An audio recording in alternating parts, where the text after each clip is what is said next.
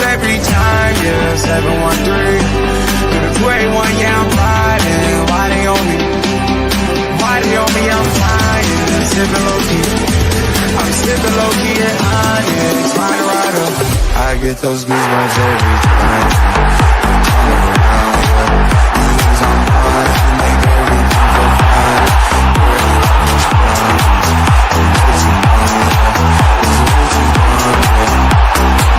I get those goosebumps every time.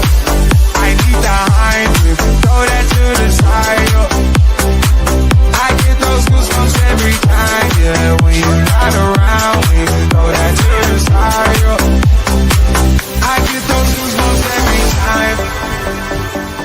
Up the mugs. Yes, sir.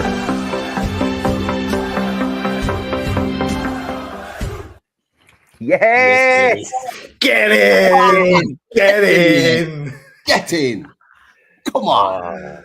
What a win.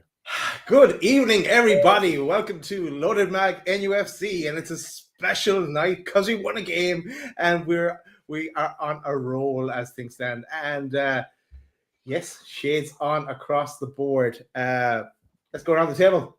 Mr. Pete Davey, how are you?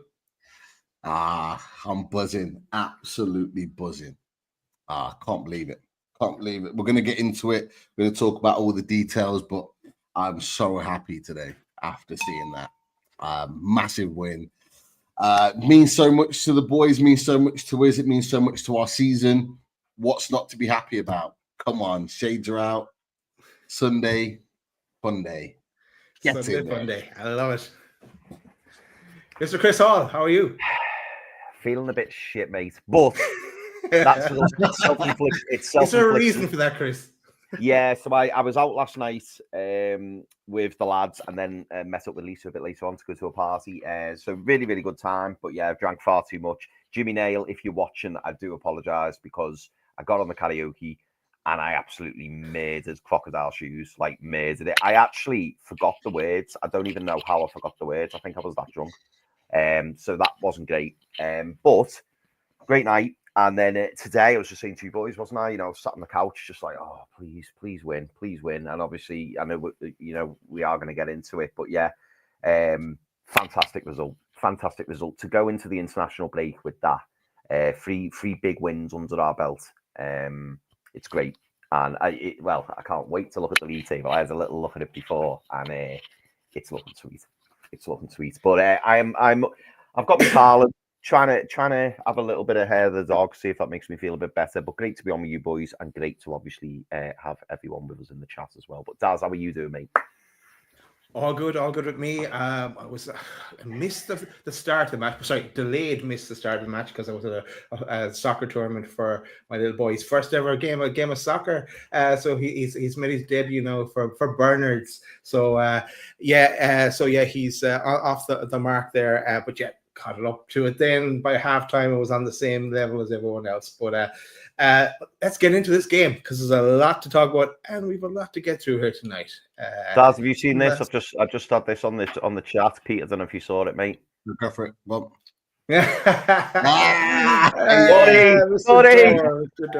oh, get in there. That brings me right to where I want to start because we listened to some amount of crap, lads, just this week gone by. We heard talk of title challengers from Nottingham Forest fans. We heard talk of Wood being greater than Isak. I think we let people talk. We give them their dues because they were such a great run, and they deserved it to have their say about. That bubble is burst now. Let's get into this game, lads, and talk about it because we've got a lot to get through. Team news. Same team as the last day. Any particular thoughts, lads, on what Eddie went with?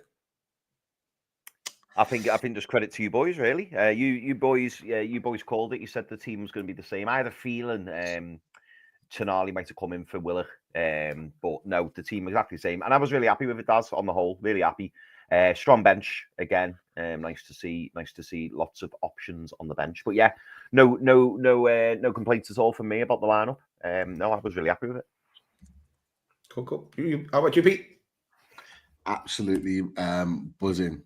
with that lineup because it showed that he had faith in the boys that won the game last weekend. And look, how can you not start those boys that beat Arsenal in a really commanding performance? Just want to give a bit of a shout out. He's not put a comment in, but there's a super chat in there from Simon. Big up to Simon for your Simon. $9.99. Just make sure you put a comment in. We'll make sure to get it up on the screen. And anybody else that wants to put a super chat in, put your super chat in. We'll put it straight up. Massive thanks for all the support in the channel. We've got 185 currently in, and it's growing every second. Just make sure everyone's clicked the likes. So many people already said, everyone click the likes. The likes of Lisa, there are others as well. Everyone click the likes. Go do that right now. Give a like to the channel. If you're new, come and subscribe. So I'll just start with that. But yeah, the lineup was exactly what I think we all expected it to be. And that was the key. So yeah, I was buzzing with it when it came up. If we get 150 likes, I'm going to play something that I have planned for tomorrow night. I'll play it tonight. So if we get 150 likes, someone keep count, because you're not going to want to miss this. Please. Anyway, sorry, Chris, you were going to say something. Sorry, mate. Just before we move on, also a big shout out as well to Anne. Anne again. Thank you, Anne. Thank you, Anne. Lovely. Thank you very much, Anne. Thank you. To the lucky new loaded ultra. Right. This was the Forest team as well. Some familiar faces, as in Matt Sells in goal, but the Jordi Maradona on the bench. As the lads kind of alluded to on away days as well, I thought that was going the way it was going to pan out. But let me talk you through the first half, guys. Right. Early chance for Forest, cleared by the Toon. 6 minutes, elbow in the face of Tino from Yates. That man Yates loves an old elbow, loves an old dirty tackle. They only got a yellow card today, but could have potentially seen red, as mentioned on the way it is. But how did the ref not see that? And then the ball goes up the other end, and Byrne does a tackle, and he gets yellow. Anyway, we'll move on. Willock has shot wide, well wide. It was a bit of a half chance. 16 minutes, Gordon shot over the bar. Some Willock trickery in a dink into the box before Gordon hit it over the bar. First 20 minutes or so, chances on both sides. So it was maybe Newcastle edging it at that stage, but it was pretty even. But that 21 minutes, Morello, he scores his first goal for Forest. Corner, was it a corner? Don't think it was actually a corner, but that then led to a free kick. Will it give away a free kick? But Alana put the ball into the box. Morello headers it in the goal. 1-0 Forest. Anyone to blame for that goal, lads? For me, it was exactly what they said kind of in commentary. The line, it was very much a zonal marking situation. You saw it on anyone watching Sky, they touched on it, they caught it quite well. We had a nice zonal line, and Isaac was dropped a yard too deep, which allowed Murillo to come in and get the header in. I think if Isaac stays in line, I think he's there to clear the ball, or I don't think Murillo comes in with the intensity he does to try and get on the end of it. And I think they don't score. So it's one of those things. I understand why Isaac did what he did, because what he did is what I thought they might do. Because I don't know if you guys looked at it, but when they had Alanga taking that free kick, they were looking from behind Alanga down that line of our line, and it looked almost open in between Pope and our line that you could just drill that ball down there, and it could be in a really difficult position. And I looked at it and I thought, if they whip it down there and someone just gambles, they could get a little tap in. And so I think that's what Isaac was thinking. He was almost dropping deep to cut that line off, but what he's done, he's allowed the other end. And it's one of those things, we even if we'd have lost the game, I think I'd be saying the same. It's one of those things. I don't blame him for it. He's obviously trying to think ahead to stop the ball going in the net, and it is what it is. Anything else to add there, Chris? I'm just wondering if Murillo's still celebrating. It was his first goal in affairs. It was. It's just that, like, I think he rivaled Bruno for the Arse celebration. It went on for about 10 minutes. Some funny stuff, though. It was, yeah, he was overjoyed. And to be fair, it was a well-worked goal. Slightly disappointing, particularly because, you know, we were playing all right up to that point. I thought the first 20 minutes, it was quite even, but I'd say that we were slightly on top. But it just felt like we just needed to click into gear. It just felt like we weren't quite there. And then when Forest went 1-0 up, I just thought, oh no, mountain to climb now, mountain to climb. But I thought we really stuck in, and we really, you know, we really shored up at the back. We looked really, really solid. I know we'll get into it, but yeah, disappointing to concede the goal. I thought it was a well-worked goal, as I say, and it was just one of those things. But yeah, 1-0 at that point. Totally agree with that comment that came up there on screen. Ryan Yates is a tosser. Let's move on. Thanks, Omar. Nice one. 23 minutes. Bruno shot from distance, saved by Sells, resulted in a corner. Set pieces again, not yielding anything of note for Newcastle. Up until then, at least. Pinball then on 32 minutes in the Forest box. Half chance from Newcastle again. Newcastle kicking on at the door, but missing that fucking fox in the box at that stage.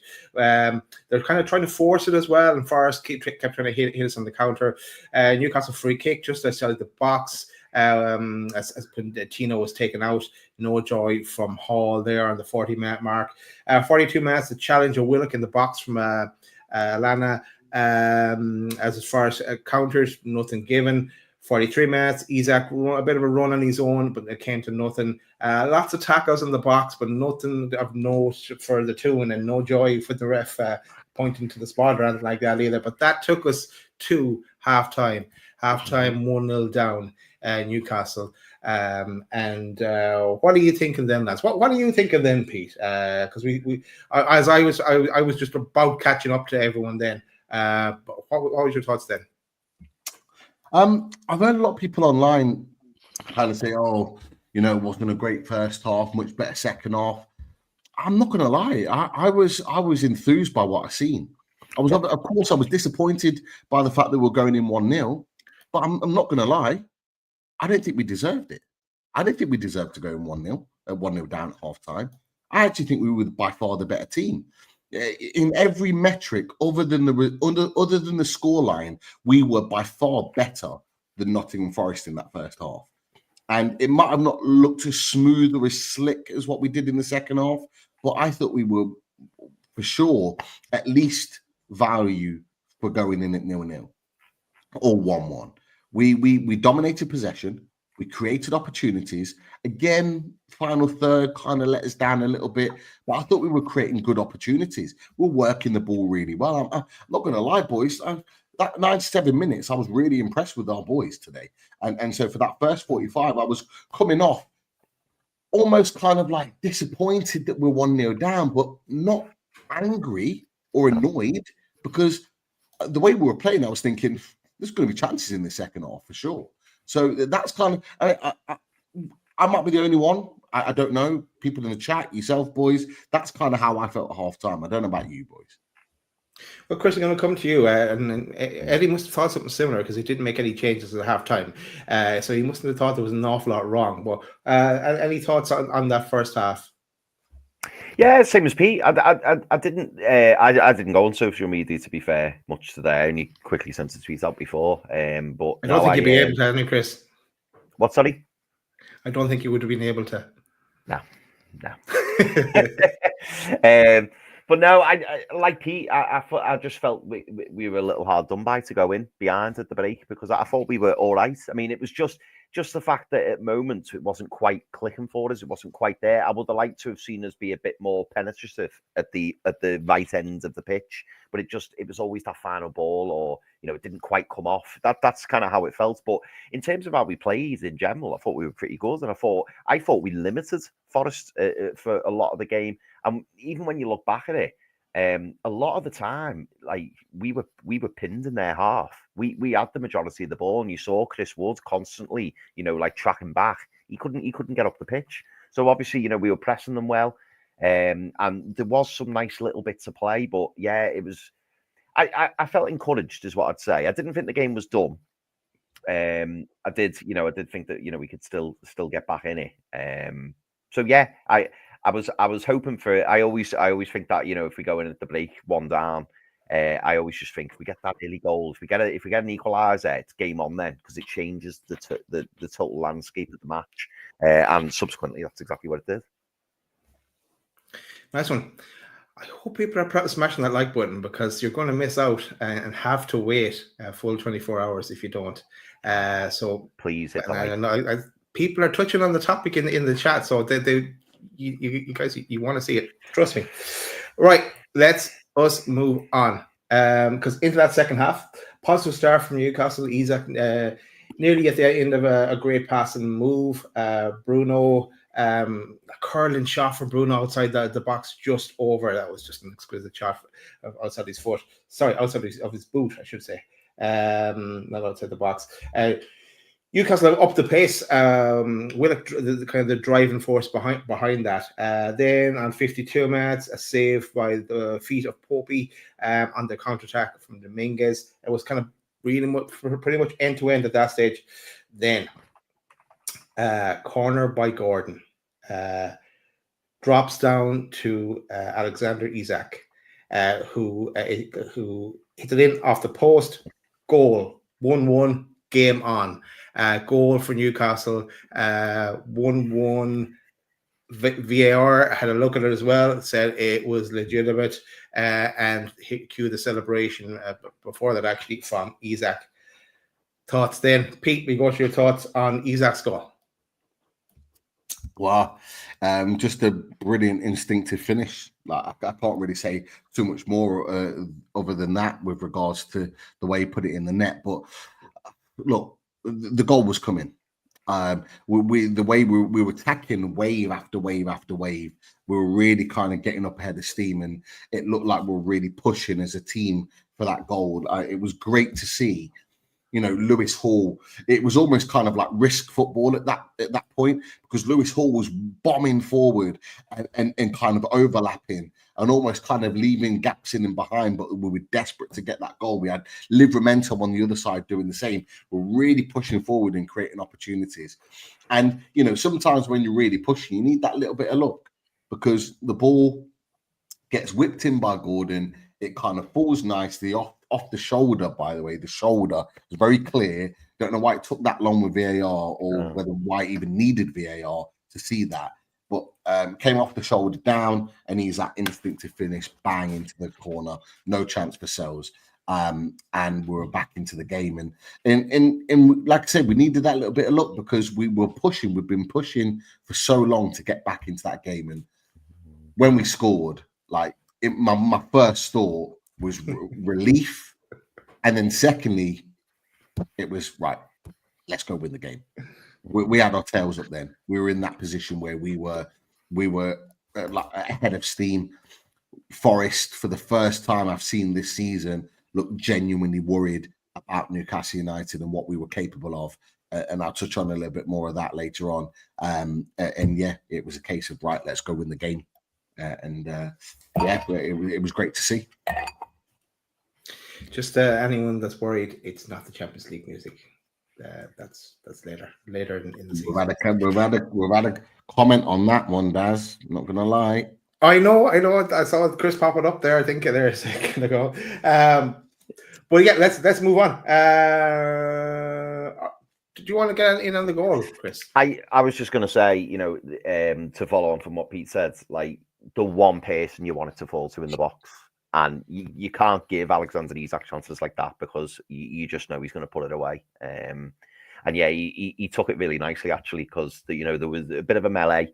He had to think quick, and the way he just positions his body, just so that he can bend it into the corner, and then it goes in off the post. Real smart goal, I thought, because he had to react quick. Looks easy when you watch it back, but in that split second moment, you just wanted him on the ball, because he's deadly from that distance. I mean, what was it, like 7-8 yards, maybe, something like that? And he's always going to find the back of the net. But yeah, massive goal. And as Pete said, the momentum was all with us then.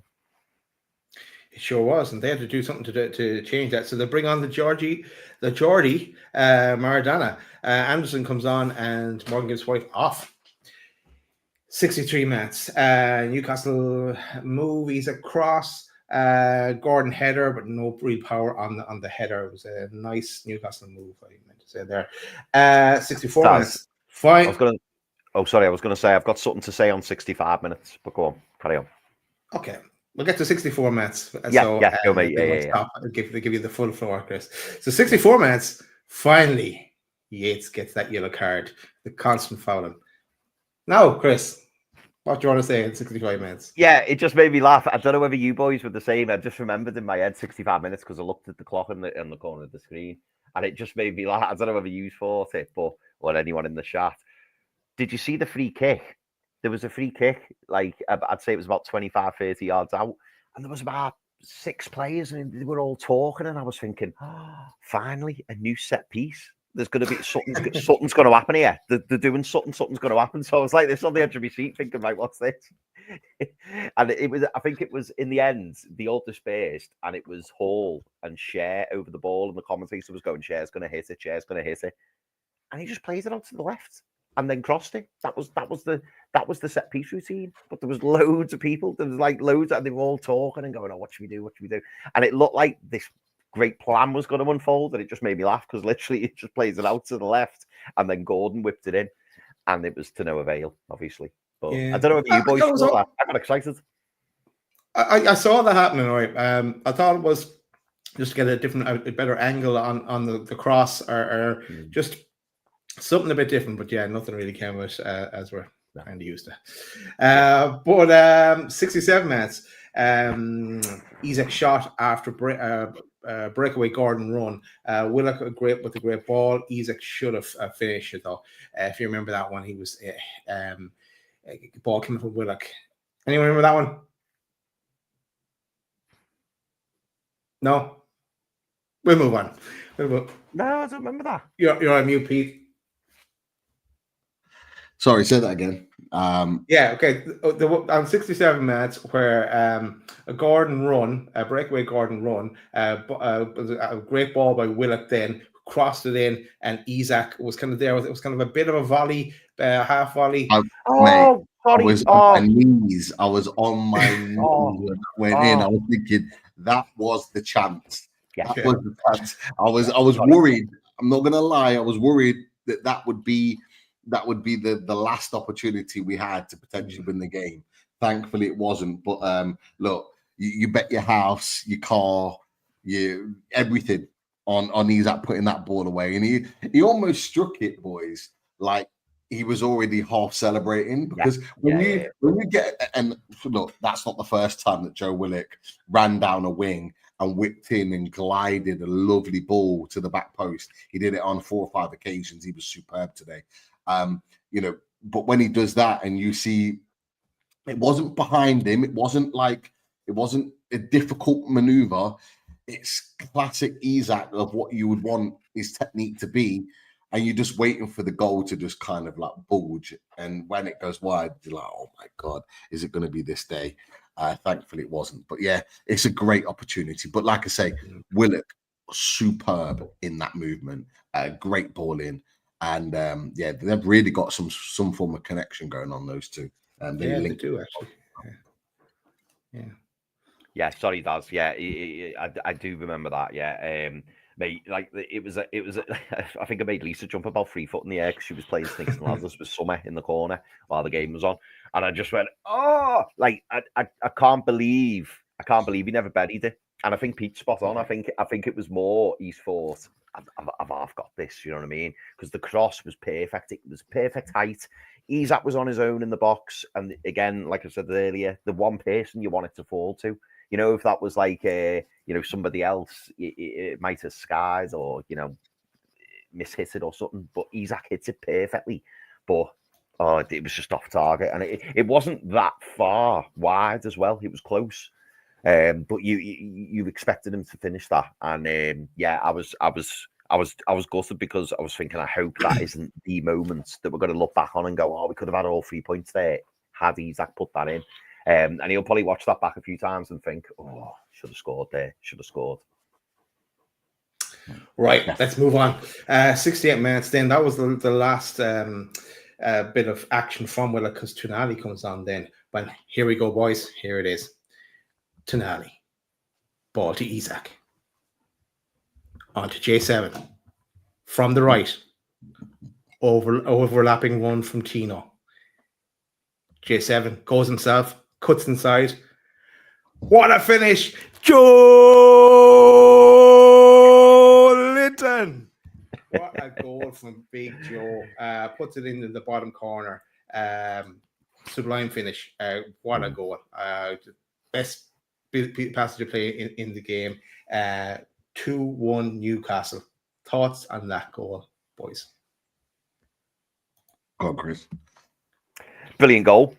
Just a brilliant goal. Really, really good. I mean, this is the frustrating thing, isn't it? Because we know Joe's capable of that. He's absolutely capable of it.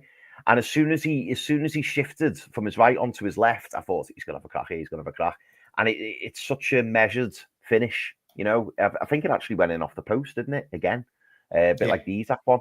Went in off the post, right in the corner. Gave the keeper no chance. It was just a great finish. Really, and I'm so pleased for him because, you know, I always loved Big Joe's celebrations. Like, he went bananas, didn't he? And yeah, it was a great goal. And it's funny because as soon as the goal went in, I knew we'd won. I thought we've got this in the bag because we've been playing so well. But we were now starting to, you know, have those chances. And when he puts it away, it was just brilliant. It was just a brilliant finish. And yeah, 2-1.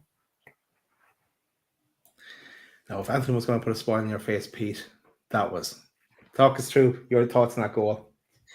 Yeah, I'm not gonna lie. I screamed the house down when that one went in. Absolutely buzzing, and it's a great, like you said, Daz. It's a great passage of play. You know, the chop from Joe Linton just opens up the space, and the strike is so good because, to be fair to Matt Sells, he covers the ground really well. And the only way he's going to score that is if he hits it the way he does, because it has to go in off the post in order to score the goal. It's a brilliant strike, and nobody expects Joe Linton to cut in and chop it and hit it with his left, which is why it makes it such a good goal. I had the same thoughts when that ball went into the net. I thought, even though we had 15, 20 minutes left, however what long it was, in my mind, I just thought, we've got this. Whenever we tend to take the lead, particularly in the second half, we tend to hold on to it. And I have to be honest, Forest had done nothing for me in the second half to make me suggest that they were going to get a goal back in that game. And so when we were in the ascendancy, looking like to score, and we did, that was it. But it was absolute ecstasy, and then a little bit of sadness that I'm not in that away end. I like being in that away end, going mad with the boys. You were last year. Lasses. I've been the last three. But yeah, my boy Emeka, who I grew up with, he's probably watching the channel now. He was in the away end today, and he was loving every minute of it, and rightly so. But the fans, have to say, big shout out to the fans. Joe messaged me straight after the game. He does it every game. I said that to you boys on the away days, and he said, best fans at their home ground every year, and same again, best fans. And now I'll talk about the performance afterwards overall, but superb stuff. Buzzing. So, thanks, Pete. Chris, had Lisa learned her lesson? I see you're in the chat as well. Had Lisa learned her lesson? Had she put the snakes and ladders away, or was she again off the floor when that Joe Linton goal went in? Oh yeah, mate. No, the game was still ongoing at that point. Summer won, by the way. So I'll have to say that because she was made up. But no, mate, it was it was just a brilliant goal. I know I've just spoken about it, but it was such a good goal. But yeah, she was a bit panicked when I screamed the house down. But yeah, it was a brilliant goal and amazing for Joe Linton. Capped a brilliant performance. Nice one. I see Lisa saying 130 likes, it's 20 to go. It could nicely line up for the end of the walkthrough of the game. Right. 79 minutes. Gordon off, Barnes on. Gordon looked like he was 149 likes. Speed this up a bit. Gordon was holding his hip. I think Eddie mentioned something after the game from a tweet I read earlier, probably from Jordan or someone, that that was his hip. Anyone hear any more about Gordon? Just that they're going to assess him. There's question marks about him going to the England camp, and not going to lie, if he's not 100%, don't send him. Let him rest for 2 weeks. And look, the most important thing for us Newcastle fans, as much as I'm an England fan and I want our boys representing, I want him fit. I want him fit and ready for West Ham. So if he's any concern whatsoever, I know he'll be desperate to go because he's racking up the caps at the moment. I get it, but he needs to be ready for West Ham because another massive game, another massive winnable game that could really put us in a great position after that weekend's worth of football. So just my thoughts on that, lads. Yeah, no, 100% behind that one. Right, 82 minutes. Barnes with a little touch. I'm just trying to look. We're approaching 200 likes already. We're there. Keep it going. Back to race the target. Come on. I promised 150, so I don't know what I said, but keep going with the likes. Right. Video's coming. Thank you. Barnes with a little layoff. I think it was to Bruno, then on to Tonali. Tonali lays it back to Barnes, cuts inside through and he takes a little jink and through the defender's legs, goal. Barnes, who started the move off from at the very beginning, applied the finish. 1-3 Newcastle on course for victory. But the thoughts on Barnes' goal, lads. Chris, we'll go to you first.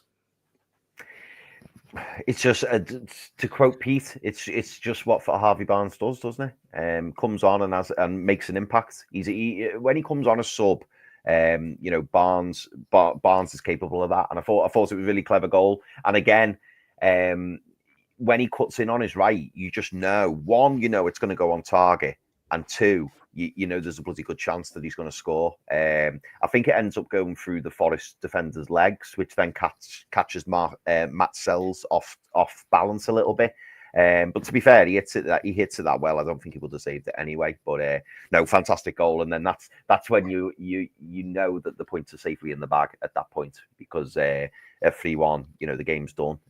But yeah, really pleased for Barnes. And I just hope that he continues doing that for us, because we know, particularly towards the end of the game, that he carries a massive goal threat. But it was a well worked goal, and it was great that we caught them on the counter attack. So yeah, no, I was really pleased. 3-1, love it. Love it. Did you love it, Pete? I did. Which I love Harvey Barnes, but I have to say, Bruno and Barnes, I believe, start off the move where the ball gets won deep in our half. I think there's a patch to play between, it might have been Hall and Bruno. Bruno plays a ball into Barnes, and the little flick behind the defender or the Forest player that Barnes plays, the little blind look, he plays it, flicks it off with his left, sweeps round on his right, and there's little maneuver that just opens up the counter attack. Tonali, so the two subs, and again, another talking point to come back to. The two subs then are on the counter. Tonali running with the ball. Perfect timing as he approaches the box, plays it to Barnes. And as Chris said, it's just a little cut inside. It's not that open up into the far corner like he normally does. Doesn't need to do that. That's what Milenkovic is expecting. But he just cuts it back, bang, through his legs, into the near corner. And that was game, set, and match as far as I'm concerned. And you know what? Great to see. Lots of people have talked about, Barnes should be starting, Tonali should be starting. They need to get games, this, that, and the other. Hey, this is what top teams do, guys. This is what top teams do. They bring top players off the bench when top players have played fantastically well. And what you do, you just keep that good momentum going. And there's no better feeling than bringing a Sandro Tonali. As much as people would like him to start, there's no better feeling than bringing a Sandro Tonali and Harvey Barnes off the bench that can secure the points for Newcastle United. That's what top teams do. We've got that in our locker, and it's great to see. And they're chomping at the bit right now. They want to be starting for Newcastle United. They can see that we're playing well at the moment, that we're in good form. They want to be a part of it. And there's no better motivation than those boys coming off the bench and putting in performances like that to get Eddie Howe thinking about the next game. And if they continue to do that, Newcastle United are the only ones that are going to benefit, and those fans are going to benefit from that more than anything. Yeah. Nice. And that's where it was, 3-1. With the final score, Newcastle victorious at the City Ground. Chris, you were going to say something there? Yeah, sorry, mate. I was just gonna nip in as I'm working my way down the chat. Will, thank you very much, mate, for the super chat. Cheers, much appreciated. Just a shout out to the Forest fans, including Dore, that are recognising on podcasts that we were better, especially second half, and J7 deserves a statue now. So no, brilliant, mate. Thank you so much, Will. Cheers. There's another one from Simon. I don't know if we've put that on there as well. That came on earlier, so big up to Simon for another super chat. Willock should have had a pen 70%, 100%. I don't know why I said 70%. But no, I agree. I think it should have been a penalty. That was going back, lads, to the first half in the left-hand corner as we're looking at the screen. I did believe it was a penalty. I'm shocked that it didn't give it. It was where, I can't remember the defender, but it comes in from behind and you kind of it's not a complete clatter, but he makes contact when it goes to ground. I don't know what your thoughts are on that, boys. Yeah, no, I agree, Pete. I agree. Yeah, I thought it was a penalty as well. But I think the commentator said, didn't he, that VAR had looked at it, but basically just, said nothing to see. But yeah, to me, it certainly looked a penalty, and I thought it was a bit harsh, actually. For it to just go dismissed. They must have just thought, well, the referee hasn't given it, and we're not saying it's clear and obvious. But to me, it was clear and obvious. Yeah. Right, boys, stop the comments. Ooh. I made a promise, so I've got to keep it. So let's go with this. So, bit of background. This was actually meant for tomorrow, but don't worry, we'll play it tomorrow as well. So I'm just going to do a bit of a switcheroo here. Boom. And yes, you might remember last week. Couldn't beat us, mate. Seriously. No, but we're sitting ahead of you right now in 9th and 12th. Yeah, but do you honestly think you're going to finish in European football? Yeah, I think we're in a title race right now. How'd you like that? Well, I don't know. Well, it's not true though, is it? So... How'd you like that? No, I don't care. We're third. We are literally in a title race right now. As things stand, we are more in a title race than you are. In November. We're a point behind you. Yeah, so we're a point more towards the title than you are. Who's afraid of the big bad wolf? Elanga? Not me. Who's afraid of the big bad wolf? Not me. Who's afraid of the big bad wolf? Not me. What's poppin'? What's shaking? Man, I'm in the mood for bacon. How's the bacon, did you say? Don't make me break in. Don't be scared. You don't have to hide. You don't have to fight. The more you run, oh, for the bigger God's you sake, make man. Eastside, no the house side he is made of shoots. hay. I blow that down in a major way. It's lunchtime and I ain't came to play. When I huff and puff, it's gonna fade away. Harvey Barnes, 3-1. I'ma make this quick slow in the countdown. It's a huff and puff. We're just not scared of anyone. I'll be honest with you. There's no one. If we were playing Man City this weekend, I wouldn't be worried. Playing Arsenal, we got them into 2 games time. I'm not worried, right? Nuno is just a genius.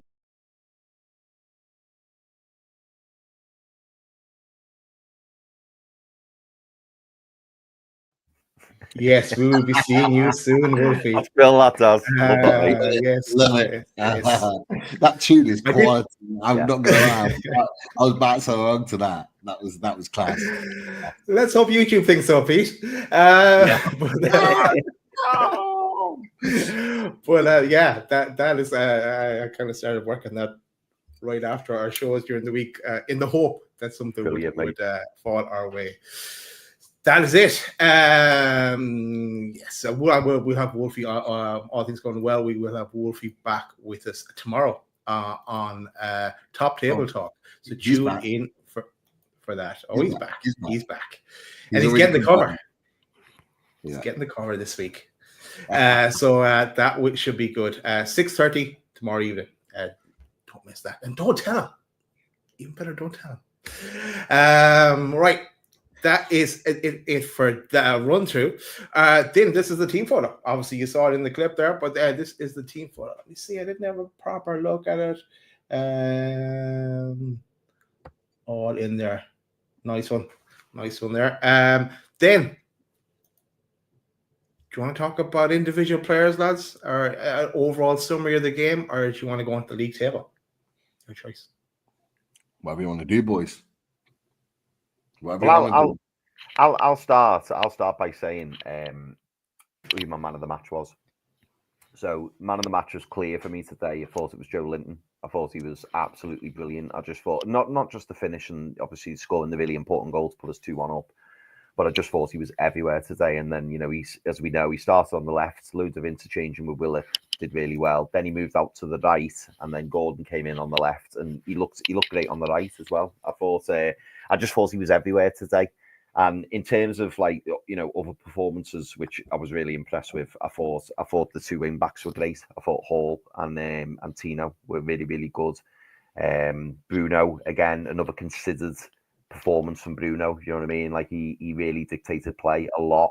And I thought our midfield just had too much for them. Somebody put it in the chat before, actually, and I completely forgot to mention it before. That outside of the well, it was the outside of his right boot. You know, when he hit it and it swung. Oh, I thought it was in. Really, really good shot. But you boys know I'm not always the biggest fan of Bruno's shooting. I think he's got a really weird technique. Nah, it's like he pushes through the ball rather than like snap it, you know, just like hit it and get a bit of power on it. He always pushes through, and I think that's why he struggles to get the power. But really, really good effort that ended up going over the bar, but it was close. But yeah, I thought there was loads of good performances today, but the one that stood out for me was Joe Linton. I thought he was really, really good. It's that foosball, whatever you call it, that he was playing in Brazil. I think it just does things a little bit different, and obviously helps with his control as well of the ball in Chile. Pete, who was your man of the match? Just before I come to that, I 100% agree, Rich, in what he says here. Just for the video alone, another super chat. Well played. Brilliant work, Dad. Cheers, as ever. I'm looking forward to Wolfie seeing that one for sure. And Adam's already confirmed tomorrow. He's very happy to come onto the channel for Top Table Talk. He is very happy. He was so happy. He was like, I'm going to make it work. I'm going to be there. And he's taking a day off. Maybe. Adam will be there for sure. But as well, Marty with the super sticker. Thank you for that. Super chats. Put them in. We'll get them out there. Fantastic work tonight for everyone that has done so. But look, I could go through the team, lads. I'm not going to lie. I could go through the team. There were some absolutely superb performances. Of course, we talked about Joe Linton, but there are others. I talked about Willock. I thought Willock was excellent today. Willock, just for everything that we've said, he gives so much to the team in his drive, in his pace, and his trickery, his ability to turn one way or the other on the ball very, very quickly. Is excellent to see. Well, I thought, Lewis Hall, I thought was superb again today. Again, back to back matches of superb performances. Bearing in mind that everyone's looking at him. The whole talk was Lewis Hall called up for England, this, that, and the other, and that's the talk there. So there's pressure there. But he came in, bang, like he wasn't listening to anything that's been said, and come in and put in an excellent performance.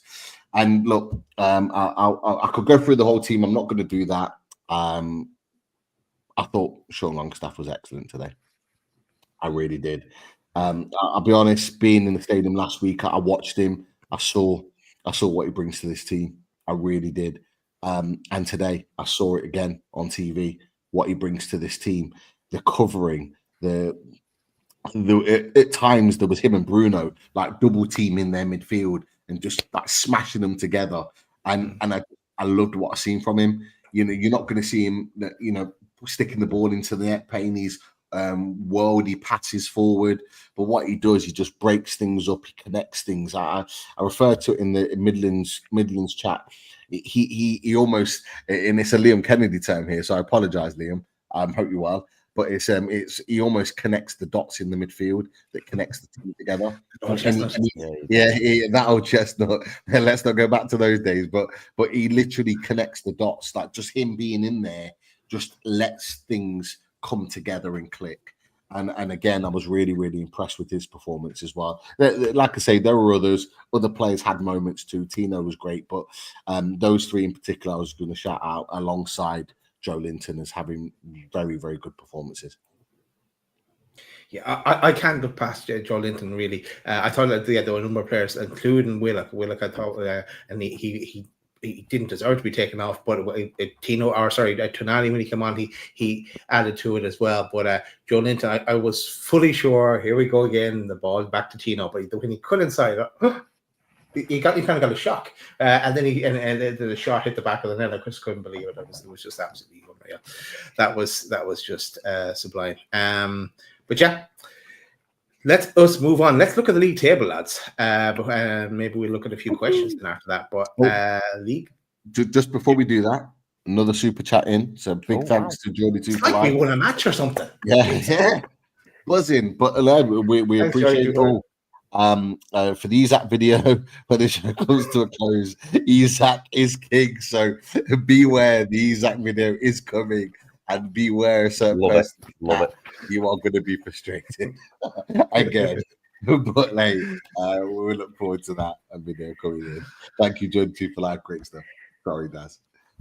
Here is the league table, boys, and I have to admit, Pete, I enjoyed your zooming in on a certain part of that league table earlier in our own personal chat. But let's look at the full table for now, at least. Here it is. So Newcastle are in 8th spot on 18 points. They're not alone because Fulham are on 18 points. High flying Fulham. In fairness, they've had some seasons so far. Villa were title challengers last week. Were they not? How are we heading them? That's what we heard. That's what we heard, Daz. That is strange. Can't get much closer than that, Pete. Yeah, that is a bit strange. It's like we told them though that around about November things start to fall apart based on our own previous experience, but we still want them to do well in Europe because it would leave a 5th spot in the Champions League, of course. But yeah, and Spurs down there. Why aren't Ipswich at the bottom? Did Ipswich win a game? What? Ipswich won a game. Nice one, Ipswich. He did. I love it. Go on, Ipswich stayed up this season, to tell you the truth. Who did the beat, guys? Lads, who did the beat by any chance? That team in 10th. Spurs. Spurs, Champions League Spurs, the top 4 rivals I heard last week, alongside Aston Villa. Spurs must be in 4th, surely. Where Spurs? No, they're not shaking their bum there in 10th though. Where they're sitting, I don't see them. 10th, yeah. Yeah, I believe so. He's got a magnifying glass, don't we? I think Stevie Wonder has needs a bit better glasses there, Pete, to see where things are going. But and Manchester United in 3rd. Nice to see Man United get a win, is it? Not really. But it's against Leicester, Pete, so I suppose you'll allow them that. But yeah, look, in fairness, it is very, very bunched. Like from 3rd, where Chelsea are 3rd and 19 points, 1 point behind that, or 1 point off 3rd. But if you can go all the way down, like to where Man United are at 15th. It's fairly bunched there. As this is the bottom as well, there's a nice little battle here and there from Leicester down, let's say. Southampton, Southampton. Did they not celebrate getting Charles off the very first game of the season? Yeah, okay. Yeah. Right. But yeah. Sorry? Ben Barrington Diaz, has he won a game yet? I don't believe he has, Pete. It's kind of unfortunate for him, but at least he got his day celebrating. At least that. He had his day in the sun back in August. Let me see. Yeah. I could go to Wolves. I did try to tell little Dan that 17th spot, but I won't even go there. I won't go there. Yeah, that's the way we can't be smug either. We're in 8th spot ourselves. We'll still have a lot to do, but Europe looks more in sight than it did a week or two ago. But Chris, you wanted to get a word on the table, I think. Yeah, do you know what, mate? Just to say, it's just great that we're in and amongst it, because we've heard is that Villa, Villa are definitely going to get top 4. Chelsea are probably going to be their nearest rivals. Tottenham are also going to be there, and as we can clearly see, what's the points gap? I think it's from third all the way down to 13th. There's 4 points in it. 4 points in it. So all it takes is to, like we're doing at the moment, have a little run of results. If we come back from that international break, we have a couple of wins, 2 or 3 wins, whatever, all of a sudden we could be right up there. So the fact that it's so open is great for us, because we had a good start to the season. We were getting good results, but we weren't playing particularly well. Then we started playing much better, and then we weren't getting the results. But now it's been a fantastic week. You look back and beating Arsenal, then beating Chelsea, and then obviously going to a very, very difficult City ground and getting all 3 points. That's why today was so key. And now we've got the international break, so we've got a little bit of time. Who knows? We might see Callum Wilson back at the next game. Who knows? No one's counting the chickens on that, but Botman's back in training, as Pete said. So it's looking up, boys. It is looking up. And it's great that the table's so bunched, because it now gives us the opportunity to kind of look back, forget the 11 games that have gone and look forward and look at the next 27 and go, right, how many wins can we pick up? Can we have a really strong end to the second part of the season? And I think we can. I think we can. We're approaching the a third of the season. And if you said to me, "Oh, you're going to be within a few points of third," you take that all day. You take that all day. In fact, we're a point, aren't we? I think we're a point off third. So yeah, we are. I think we're in a good position. Yeah. Yes, we are. And Pete, before I come to you, this must be the wrong table, because Crystal Palace, who turned down 100 million for their manager and turned down about 70 million for our right-sided centre back, who they don't now play in centre back. Is there something wrong here?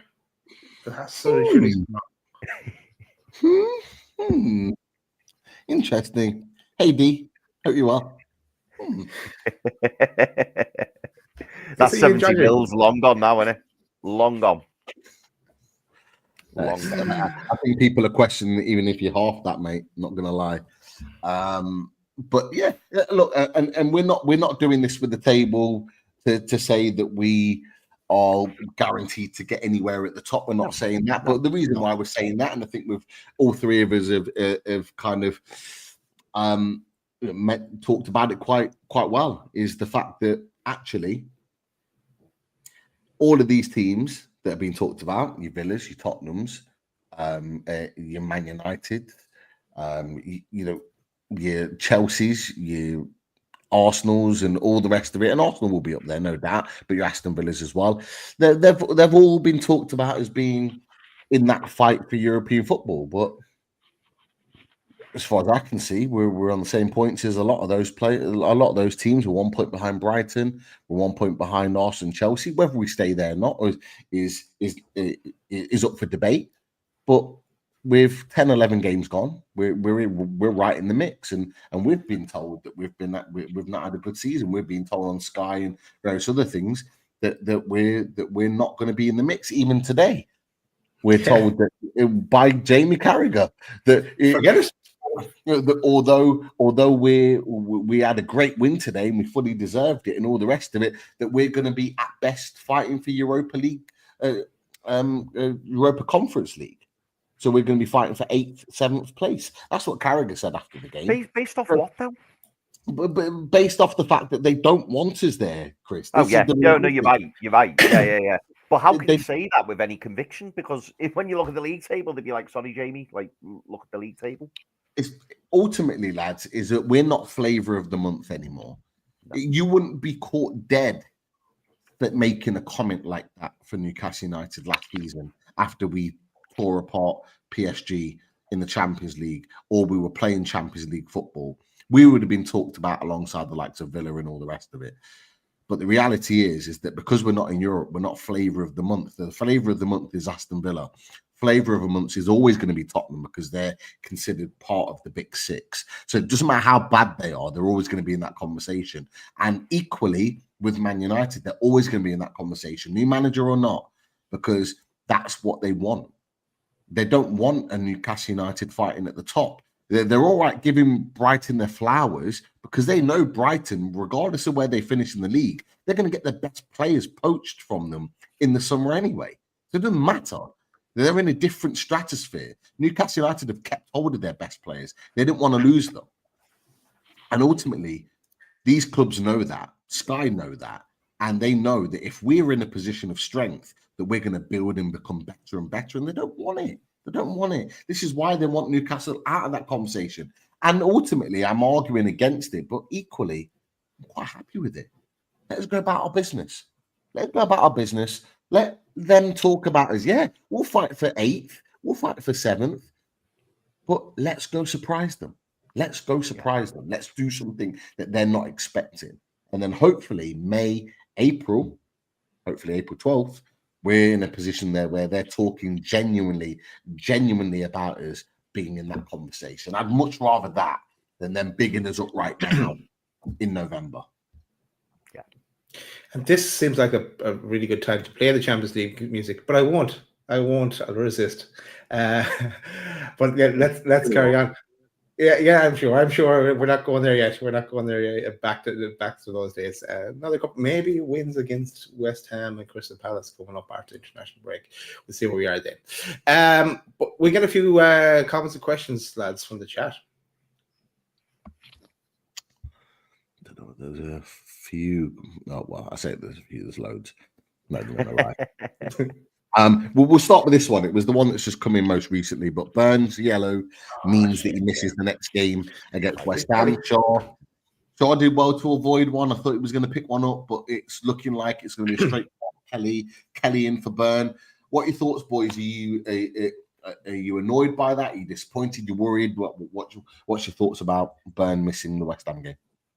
I'm annoyed at the way it happened because that was the incident where Yates elbowed Tino, yeah, and then the ball went down and Byrne there's frustration within the team then, and Byrne kind of did lash out a bit, so it was a yellow, but it shouldn't have got that far, let's say. But look at it, it was coming anyway. So, but we've enabled a replacement in Kelly to slide in there. I was actually thinking during the game that maybe we should, because it looked like Byrne could have got another yellow and been sent off at one stage as well, and maybe to bring on Kelly at that stage of today's game. So, but Kelly will do a great job. We were calling for Kelly there about 2 weeks ago. He'll do a good job. So no problemo. Yeah, absolutely. Chris, I'll come to this one for you. Yeah, hold on 1 second. Let me have a look. Where is it? Just had it a second ago. RF, great to see you, RF, in the chat. It's a great win today, lads. Question: how do you think Eddie can fit Tonali into the team? Feels he needs to come in, but not sure who should come out. It's a very difficult conundrum there, especially with the midfield playing well. What are your thoughts on that question from RF?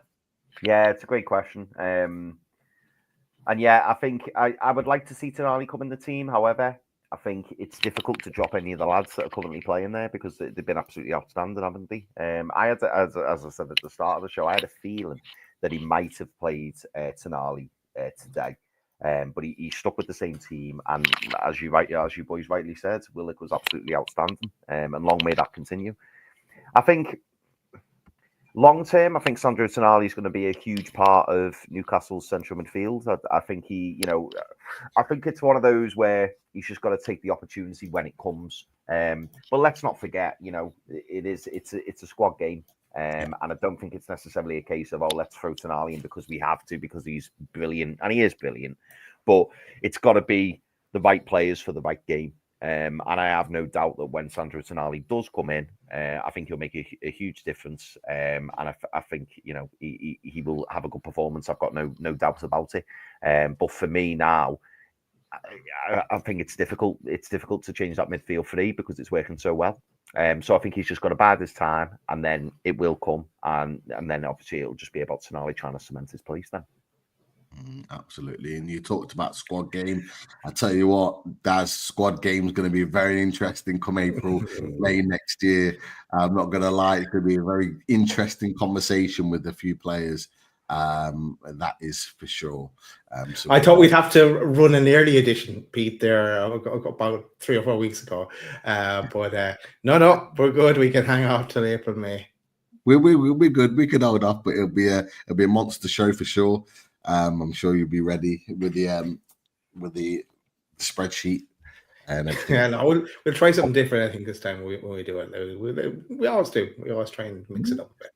Keep the viewers guessing. I like it. Yano's put here. These are just some comments before I come to the next question. Almost what we said earlier. Villa being below is going to mess up the Sky narrative that they are the only challengers to that septic six. Yeah, I fully agree with that. And it's comments that we all shared earlier on.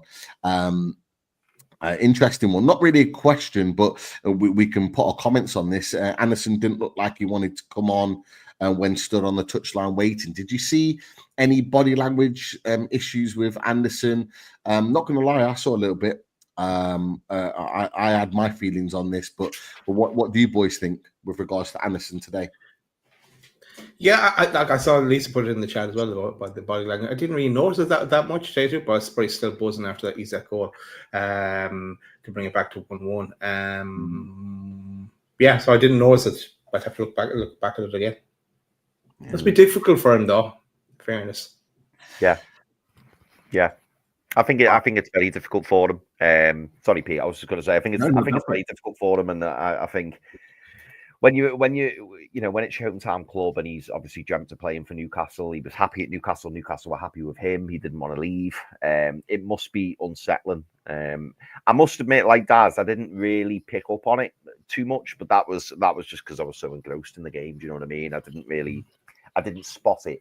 But what I will say is, when he was playing, he didn't look his usual self when I've seen him play. For Forest, he looked slightly off it, I would say. And maybe I wonder. Well, it'll be interesting to see what the Forest fans think of that as well. We'll have to ask Wolfie and see what his thoughts were, because when he came on and Morgan Gibbs-White came off, I think it benefited us. I do, because Morgan Gibbs-White looked a threat. And he was looking to catch us on the counter all the time. He kept making those driving runs through the middle. And then, unfortunately, when they brought Anderson on, I think it weakened them a little bit, because that didn't seem... That was the same thing wasn't happening. And I think it actually worked in Newcastle's favour, because they lost that grit in the middle in that number 10 role. And I think it benefited us. But yeah, as you say, it's going to be hard for them, and it's difficult. But that's what professional football is all about, isn't it? You've just got to get on with it and get on with your job. I'm sure he did, as I say, he would be upset at leaving, but he's not a Forest player now. Just a side note, sorry, this is off topic. Their right back, what's he called? Aina. Ola Aina. He's very good. And we're back with Thor and Dave. Yeah, about him or Tina, but I'd never really seen him play before. Geez, he was good, actually. I know we have Tino, and I'm delighted with Tino, but he is very good. So actually look up where they picked him up from, and then a bit of info on him. But yeah, that was just a side note. Paul Mitchell special. Yeah. Who knows? With Trippier leaving, right? Yeah. There's a conversation there, but look, yeah, with Anderson, I did notice he didn't seem himself. His body language didn't look great in terms of coming on. He wasn't busy. He wasn't about it like I've seen in other games, and it was quite telling that when the goals went in, he very quickly turned away from the away end and was walking straight back to the center. He didn't want to see anything of that, because it's hard. You're right, it's hard for him. I think he's finding it really difficult when he plays against Newcastle, because there's a genuine love there. The comments before the game, in his interviews before the game that have been put on social media, told you everything you need to know. He clearly didn't want to leave. He clearly felt he had to leave because of the situation that he was in. He's obviously relishing regular football, but there's a deep love there for Newcastle United, and I think he is finding it really, really difficult playing against us. For him, luckily, it's only a couple, 2-3 times a year that he has to do it. I think he'll find it even more difficult when he comes back to St. James's Park later on in the season. I think he will find it difficult with that, being in that stadium and not being like loved by the fans, which we do, but during the game he won't be. But I did notice a difference in this game, and you're right, Chris. Morgan Gibbs-White, I thought he was excellent when he played, and I think it dropped down a level when he went off the pitch. But Forrester got an issue. We almost kind of asked that question during the preview. Him and Anderson, can they play in the same team? That's a big question that they're going to have to answer, because they almost need both players playing, but they can't seem to fit them in, and it's going to be a little conundrum. And Sky talked about it as well. But couple of other comments. Omar, we would love to come to Glasgow with you and have a curry. It doesn't need to be on you either. We're quite happy. I've never been to Glasgow myself, so I'd love to go. I've never been to Scotland. Yeah, I've been to Berwick. Is it Berwick? I've been to Berwick before, but no further north than that, so I'd love to go. Yes, we'll have to sort it out, Omar. It'd be great to great to visit. We've talked about Gordon before. He's being assessed, David, so we're not sure on the situation with that. But look, a big up for Joe Linton here. Can you think of another player like Joe Linton? Carragher on commentary, and I remember him saying this, talking about Ray Kennedy from Liverpool's past. I can't think of anyone who compares to him. What about you? You're thinking in the modern game in the last sort of 20, 25 years. Can you remember anyone that resembles the stature, the makeup, and the ability of someone like Joe Linton, boys? Not the ability, but the Hulk. Remember the Hulk? Yeah. Hulk. Was anything like that? Yeah. He has some stories. He's some stories actually. Google him. He is some stories actually. Yeah, he's character, isn't he? Yeah, he's. I think he's married to his niece. Is it his niece? That was the story. The Hulk, like the Hulk, married to his niece. Yeah, wild guy. But yeah. There you go. In terms, this is probably overdoing it a touch, but in terms of stature piece and having that power and that strength, Joe Linton at times does remind me of Yaya Toure in how he covers the ground. Do you know what I mean? Like he's got these big, massive legs, and he manages to get down the pitch, but he's physical with it as well. You know what I mean? Like he gets himself about. Probably not as talented as Yaya Toure, but Joe Linton's he's fantastic, isn't he? He's absolutely fantastic, and he's one of a kind. And I think Andy Ford, it's a great point that you raise, mate, because. And everyone in the commentary, they always talk about, don't they, whenever they go to Joe Linton, he's brought in as a striker, and then he came in as a central midfielder, and like his story's just been amazing. But I always feel more confident when Joe Linton's on the pitch, and I think when we miss him, you see there's a gap in the midfield because nobody brings what he brings. He brings like a balance to the team, and he's like that destroyer, but someone who can get up and down the pitch. And yeah, he's not the most prolific, but fantastic goal today.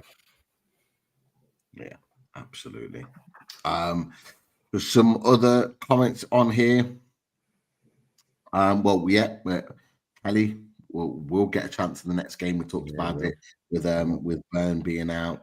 The Con lad, great to have you on there. Has asked the question: can we do a combined Forest versus again?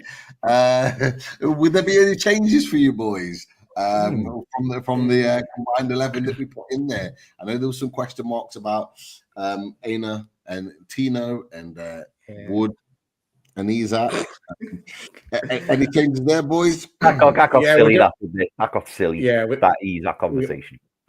Yeah, we're deleting that 4-4-2 that we had to build just to accommodate Chris Wood. And we took Joe Litnose.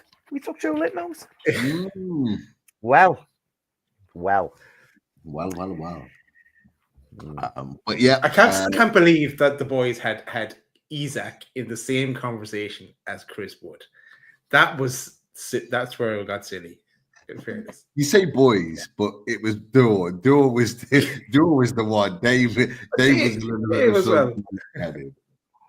with that. But look, I think if they're honest, they talked about form, but at that point, Isaac was 3. Okay, fair enough.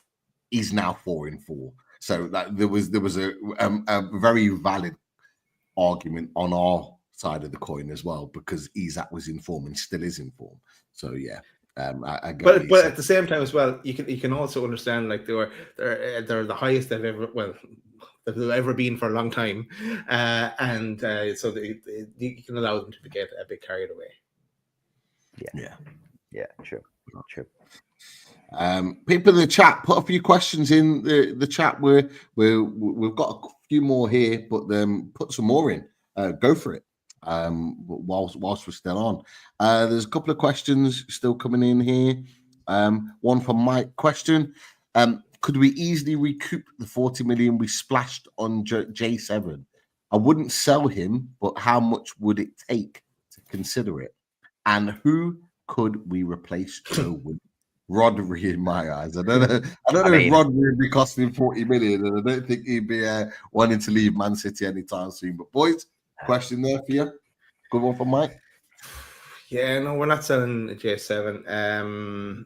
I don't know what it would like as the other part of the conversation that we was talking about just a second ago. That with Carragher, they said they were saying there isn't another player like him playing. So he is a bit different, and like he's been asked to play in a number of different roles as well, like across the midfield and on the right wing today.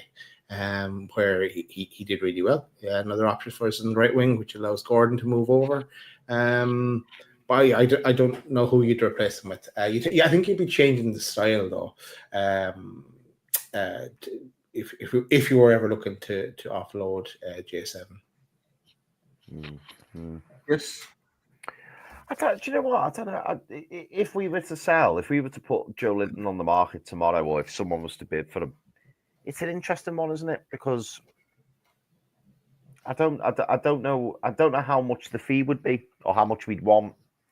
But yeah, I think Joe Linton will still be here in the next 2, 3, 4 years, and I think he'll end up leaving probably either on a free or for a very low fee back to Brazil.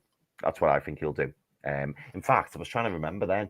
He mentioned about wanting to play. I'm sure it was Joe Linton who said he wanted to play for the team before he retires, or did he say he wanted to go back to Hoffenheim? I can't remember. I'm sure he said something. Brazil. Was it in Brazil? Yeah. So that's what I imagine he'll do. But yeah, I don't want to see him going anywhere anytime soon. And yeah, in terms of fee, I just don't know. Because it's a funny one, because like obviously we love him, and but I can't see anyone paying more than 40 million for him, if that makes sense. What fee would you put on his head if I don't know, let's say for argument's sake, someone like Milan came in and went, we want Joe Linton, how much would you be asking for him? Okay, so let's see. He is age 28 years old. I don't know. I'm going to say something like 50 million. Yeah. I don't want to sell him, but 50 million. His current market value in the transfer market, I think, is 40 million. It's listed as 40 million. Now, that's just a rough guide. And his highest he ever went up to is 42 million in that. Yeah. What about you, Pete? Pacific. In terms of how much he's worth, Yeah.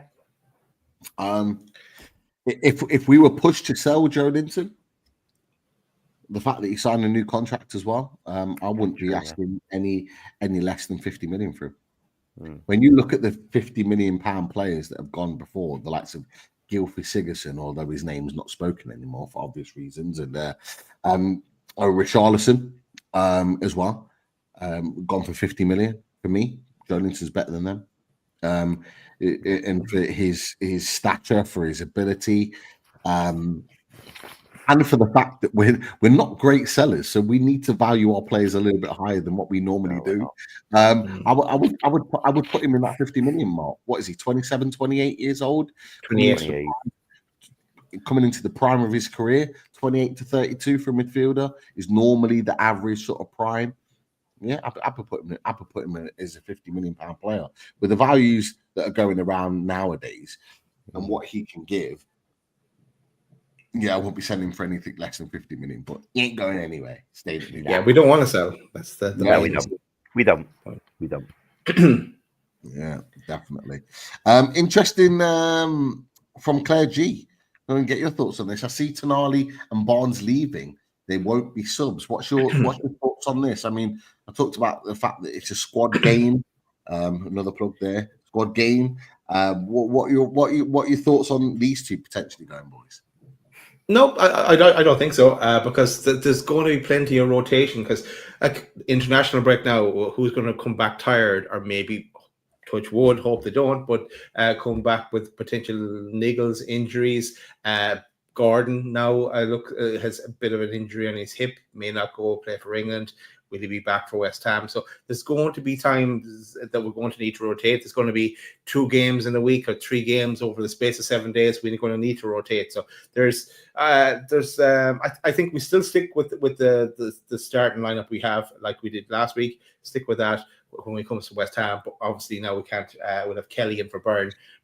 So when we need to change, we will change, and they will get their chances. Chris said earlier, both Tonali and Barnes will get their chances, and when they do get them, they need to take them, because and those that are playing need to hold on to their position. So that's what we want, a bit of competition, and then link in maybe Wilson coming back and pushing Isak, because as well as that, Wilson on the fringes are coming back may have spurred Isak on as well. So into getting these goals in the last little while. So I think it's a team game. Yeah, absolutely. Go on, Chris. I could definitely see Barnes leaving for more regular football.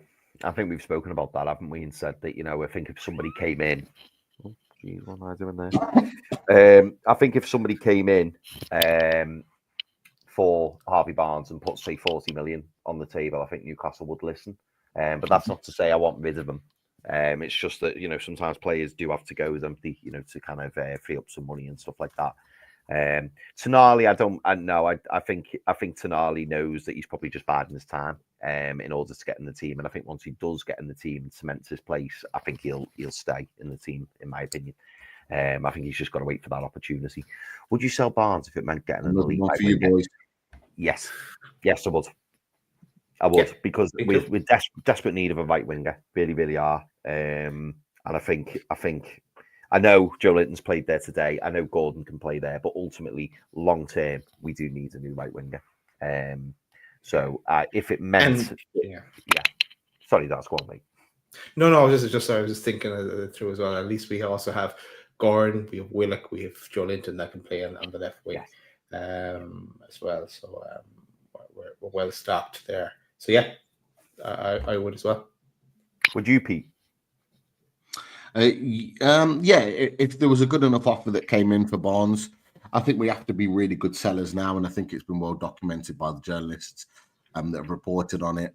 The likes of Mark Douglas, who was on the channel last week, and various others, the Geordie journos, that said we need to be good sellers now at the club. I think if we're going to get ultimately our money back for Harvey Barnes, I think he's still at a really good age where he can still affect another team. If we get a good offer, I think we need to move him on. But we don't. This is the thing, and it kind of like cancels out the question. I still think we can get a really good elite right winger and keep Harvey Barnes at the club. I think that for me, that's an expectation now. Harvey Barnes is in the club already. We've got Gordon on the left. We've got Joe Linton that can play there.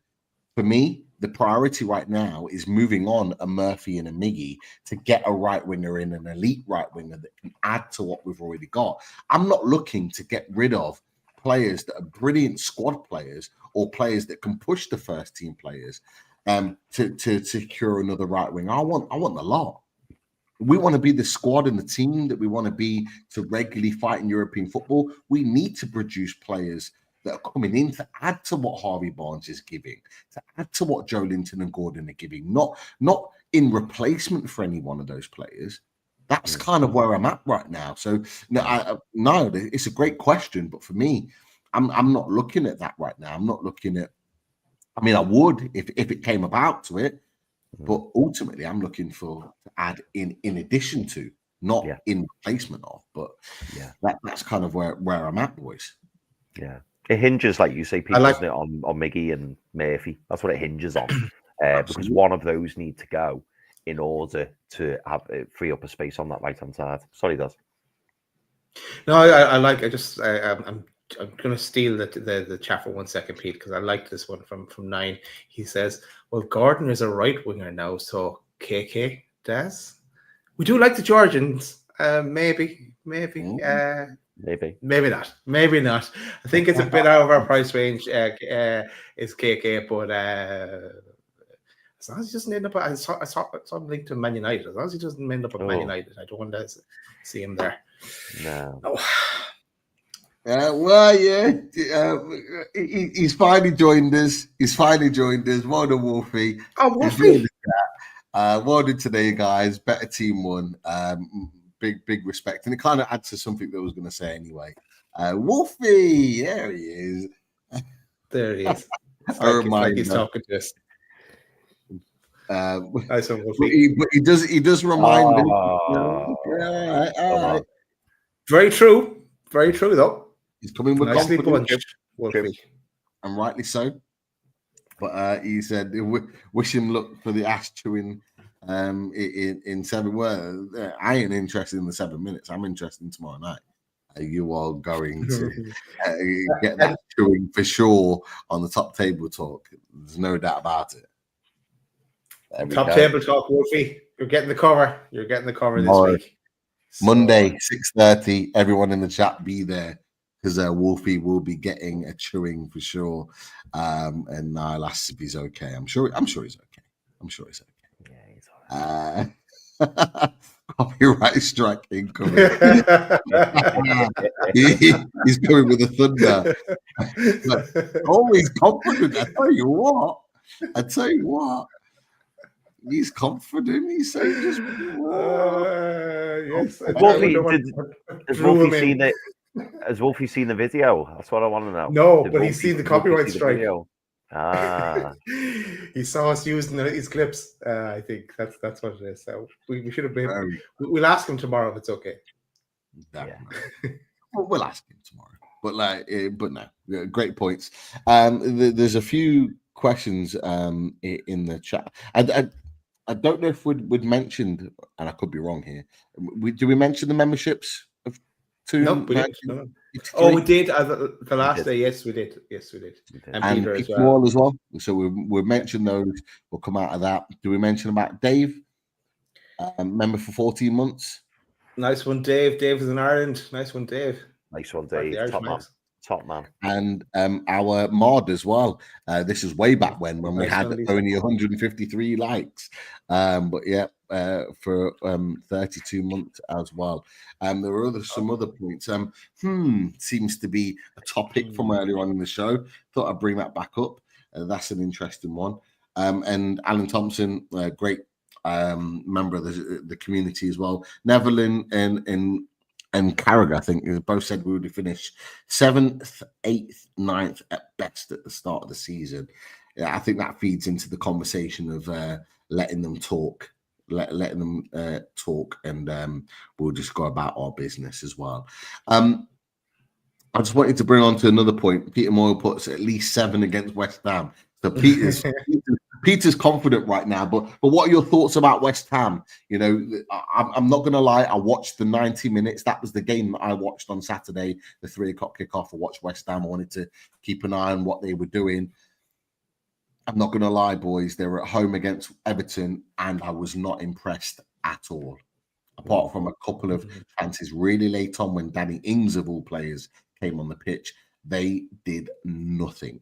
Not to say that that's going to be the case at St James's Park, but what are your thoughts about where we are right now, what you kind of expect Newcastle to bring against West Ham at St James's Park? Are you confident now going into that game?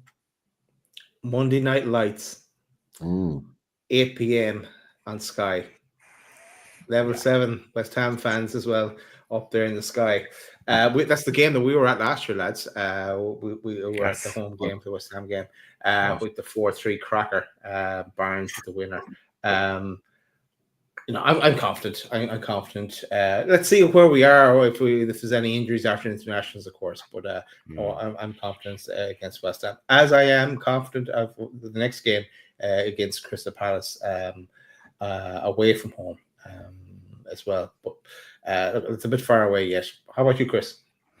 Yeah, I'm confident. I think we can show up and certainly put on a good performance. I know Peter Moyle there says at least 7. I mean, last season there was 7 goals, wasn't there? But I don't think it's going to be I don't think it's going to be 4-3 again. Put it that way. I just can't see them scoring 3 goals against us, if I'm honest. I think it'll be a good win. But Claire G writes a really interesting point in the comments, and she says West Ham could sack their manager and bring someone in before playing us. So that is a really good point, because has the point meant that Lopetegui can stay on for a little bit longer? Who knows? I hope they don't bring a new manager in. I'm not going to lie, because I never like that new manager bounce. But this will be a good opportunity for them to do so. But no, I'm confident going into the West Ham game.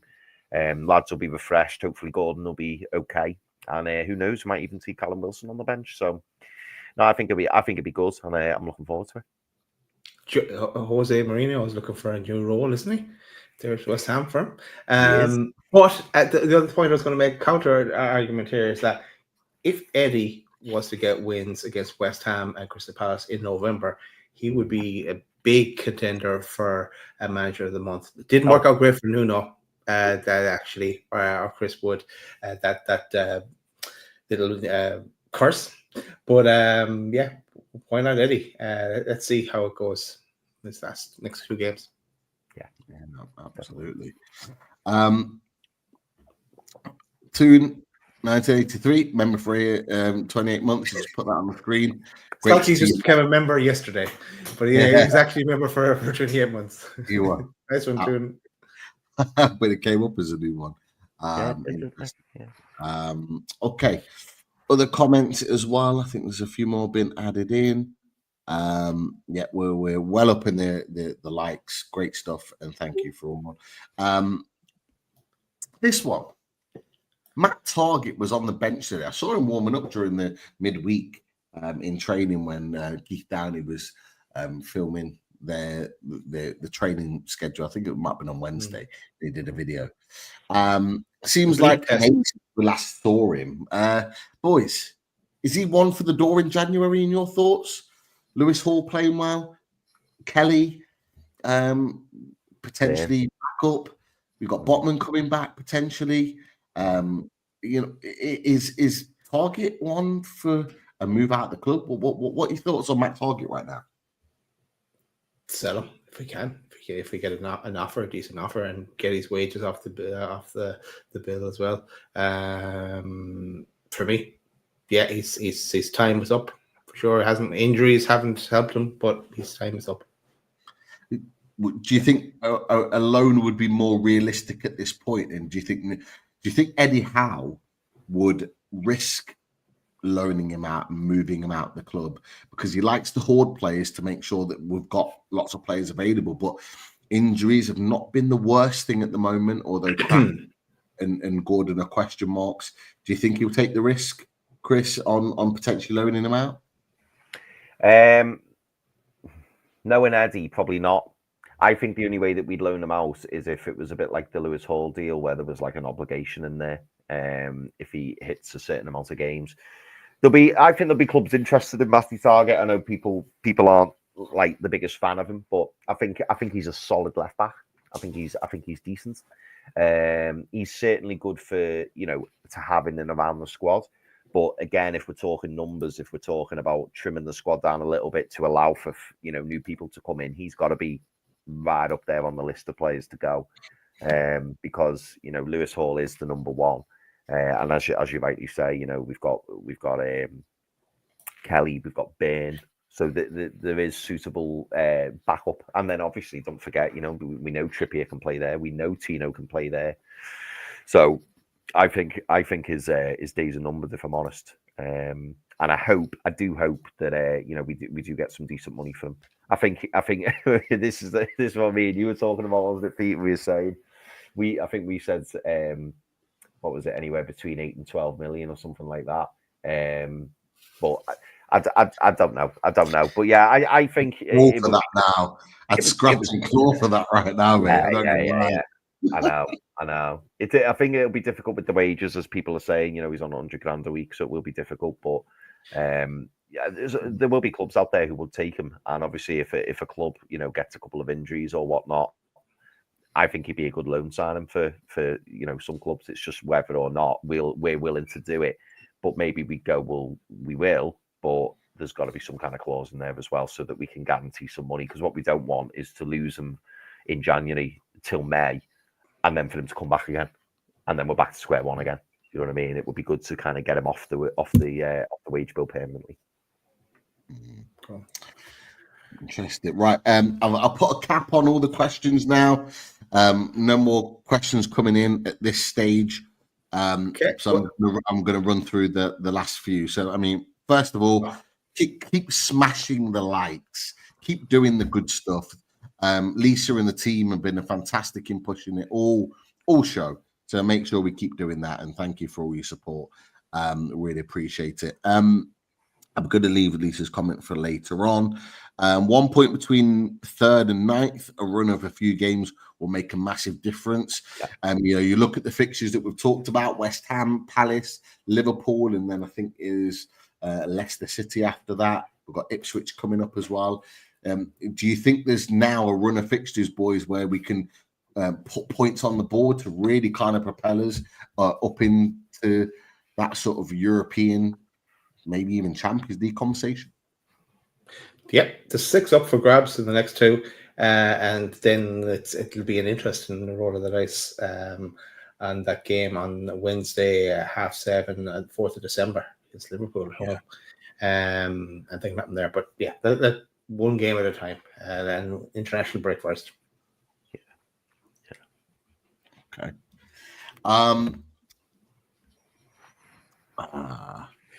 We've done that one already. Unusual question. The Dugan family to play for England. Can he do a Rice, as he's not had a lot of caps for Brazil? I don't think he can. I think he's had too many caps that qualifies him, that kind of disqualifies him from England. Someone correct me, Chris, Daz, or people in the chat, correct me if I'm wrong here, but I don't think that'll be the case. As an England fan, I would love it, but I don't think that would be the case. I don't think he would. I don't think he would. A patriot Brazil. Yeah, he is. Another interesting one, boys, here from Bill. Hasn't Tonali signed an extension to his contract? Seems happy, and it's a long season. I'm not aware of that personally. Don't know what you boys think. I haven't heard. I can't remember anything like that. No. We talked about it, him doing it, but I think he took a wage cut, didn't he? While he was in there. While he was out.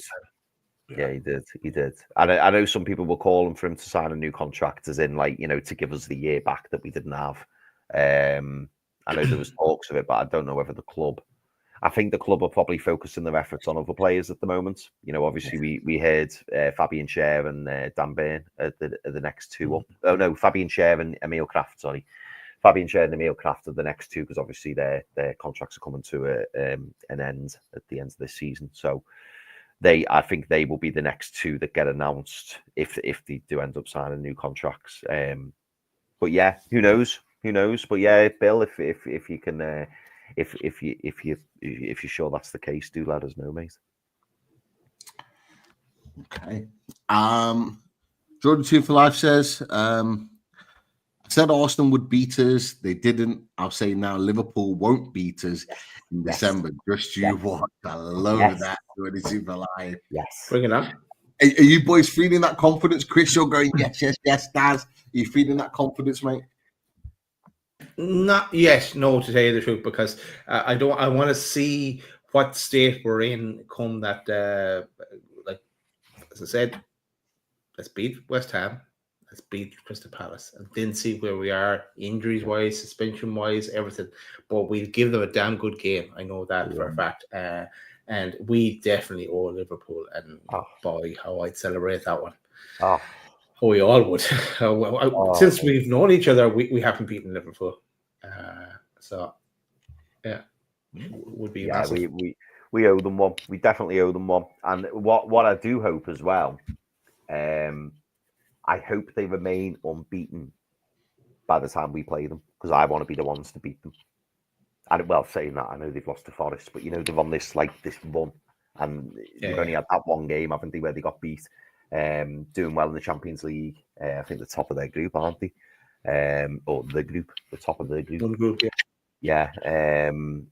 So yeah, I hope that they remain unbeaten in this period, and then they come to St James Park and we just smash them. I think we can beat them. I really, really do, because I keep watching them and I'm still just not convinced. They get the wins, but I'm never blown away by them and think, oh bloody hell, Liverpool are good.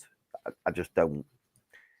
I don't think they're that. I don't think they're that good, and I don't actually think that they've been tested properly yet. But yeah, I think we'll give them a bloody good game. I do. Yeah. Liverpool fans have already mentioned about St James's Park being a tough game for them as a proper test, and it normally is. So let's wait and see. I'm not sure what this is related to, but you won't be blowing the loaded house down, that's for sure. That was for Wolfie. Oh, the Wolfie. He'll huff and he'll puff, but he won't blow the loaded house down. I like that. Yeah. Got it. I like that. Kind of a link question, really.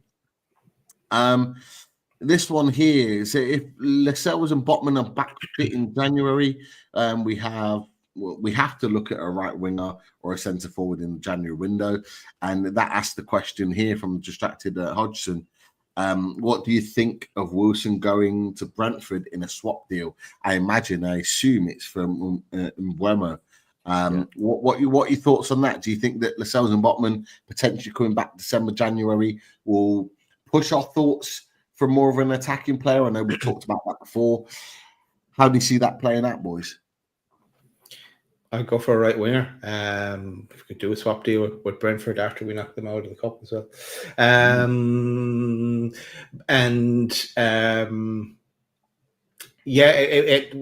The need for the immediate need for the centre back isn't there in January, depending on what finances we have. If we go, how big we go with going a right winger, but.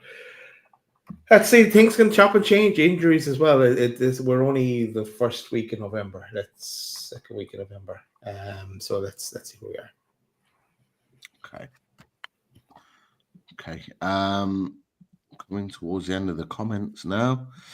I have to hold on 1 second. Just look at the games before Liverpool played us, Madrid, City, and us in 7 days. Big week, that, isn't it? Big week. Yeah, that is a big week, and the squad isn't solid, isn't completely full. So let's wait and see on that one. One before we last couple of comments on here. Elise said, have to give credit to the Forest fans online. Gracious in defeat and very complimentary about our team. And that's the one thing about Forest. They are always very, very respectful, regardless of their frustrations and annoyance, whether they win or lose. You saw it from Dior today. You saw it from Wolfie coming on before. Always very, very respectful. We kind of pride ourselves that on Loaded Bag and UFC, getting the right type of fan coming on and working in collaboration with the channel. But boys, your thoughts on that after the game? I don't like Chris. I know you said you've not been on socials. Daz, I don't know if you've been on there on socials. But have you seen some sort of similar comments on that?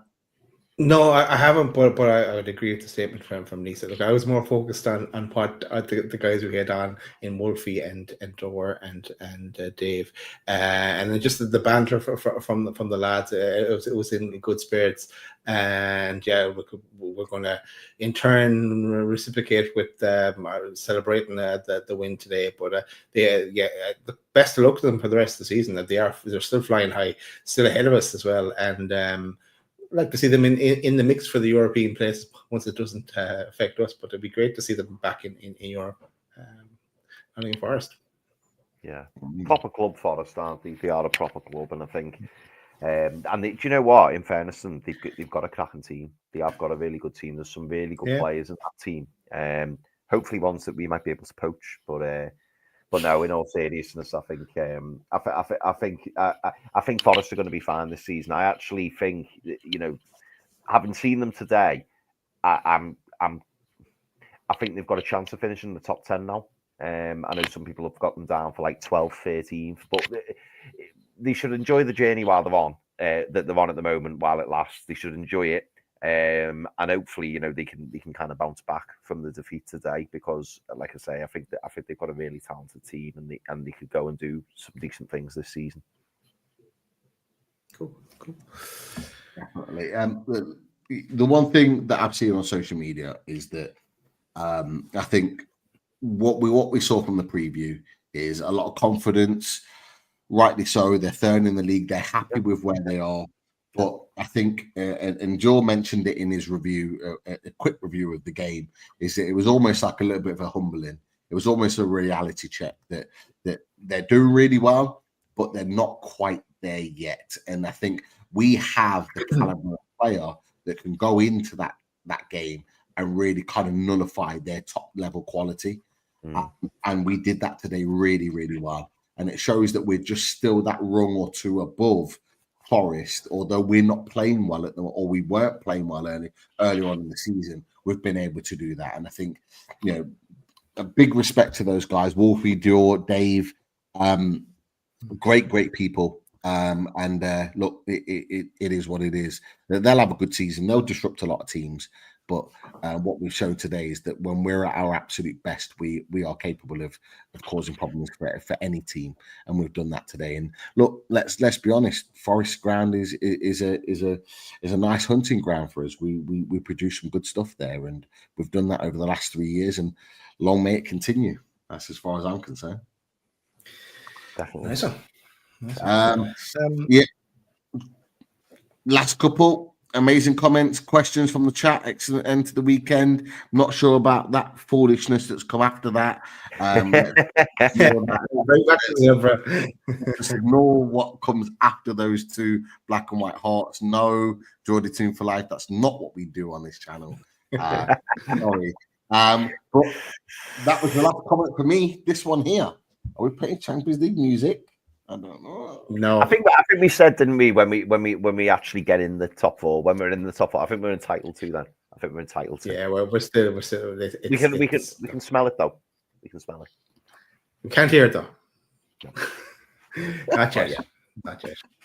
But soon, hopefully. Right. Just a quick shout out then. I want to give a quick shout out to Manscaped. Heads up, boys, and no, not the ones down there, you pigs. Listen up. Forget about your balls for a sec. They're great. Don't worry. And meet the new MVP of your shower routine, the Scalp Buffer. No, it's not just another razor deodorant for the southern hemisphere. Those are great too. It's all about giving your scalp a little TLC. Let's talk about why this is the only silicone toy you need in the shower. And bring on the duck, Chris. I love the duck. Here he is. There he is. Hey, I There he love is, that. there he is, there So he is. yes, use the get 20% off and free shipping with the code loaded20 at manscaped.com. That's 20% off and free shipping with the code loaded20 at manscaped.com for the premium grooming experience. Trust Manscaped. That's Manscaped. Now, if you're looking for little Christmas presents, go check that out. They have loads of stuff there to go check out. And if you are feeling a bit chilly, you know what's coming. It will be loud enough for you, though.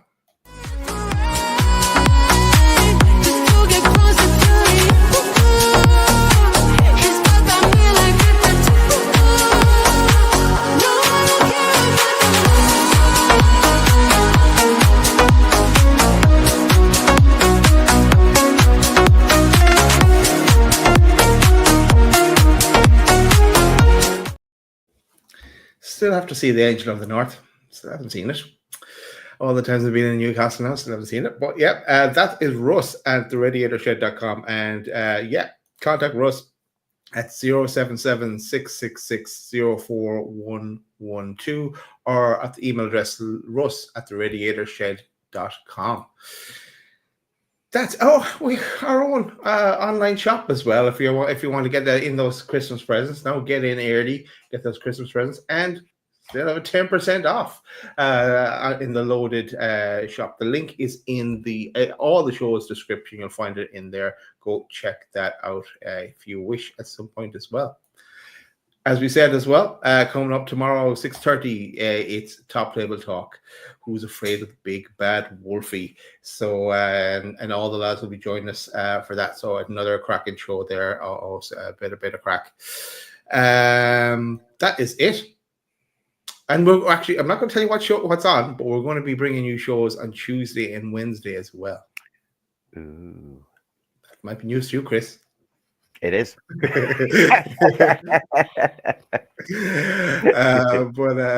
Yeah, so stay tuned for that. That is it. Anything else you want to say, lads, before we close the show? And Pete's on mute. Oh yeah, Pete's on mute. Yeah, Will you tell him that he's on he's mute? still on mute. Yeah, you know he's. I was still, I didn't realize.